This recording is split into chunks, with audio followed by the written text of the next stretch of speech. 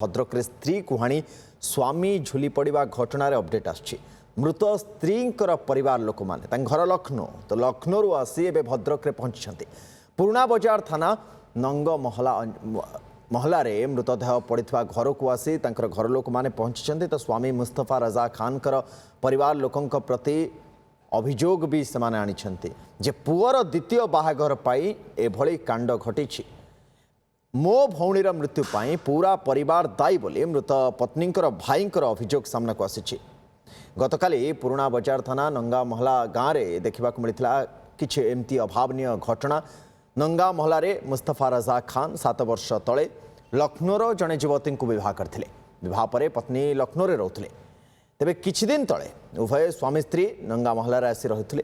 उभयों मध्य मनोमालिन्य थिला बोली पुलिस को सूचना मिली। गतकाली ठारू घर भितर पड़ी रही स्वामी और स्त्री मृतदेह लखनऊ झील घर लोक मैंने आसवा पर मैजिस्ट्रेट उपस्थित आज मृतदेह उद्धार कर मृतदेह पोस्टमार्टम भी पठाई दि जाए।